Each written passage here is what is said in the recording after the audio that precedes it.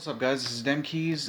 It is the 3rd of Feb 2020. First of all, I'm sitting in this position, so like if you see one side of like my one hand is a little high and the other hand is a little low, that's why.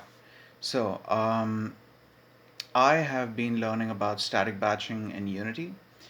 More specifically, static batching, how static batching works when you're using custom shaders. See, the Unity manual stated that uh, vertex positions are transformed on the CPU and they're transformed to world space positions.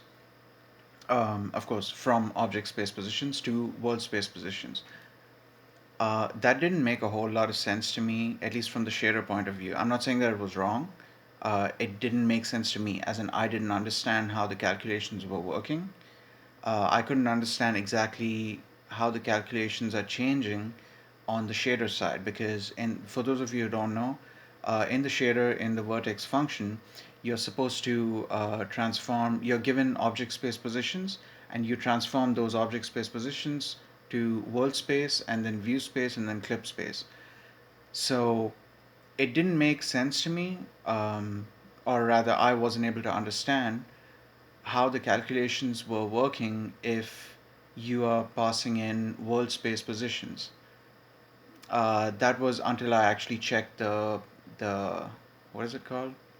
The model matrix. That's the matrix that transforms your object space positions to world space positions.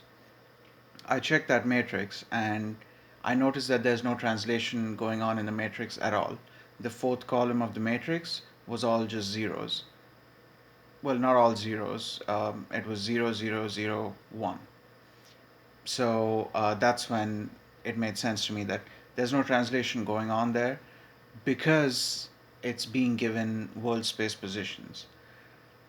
And then it started to make a whole lot more sense to me how the calculations were working in on the shader side. But yeah, just wanted to talk about that. This is just a random blog. See you guys later.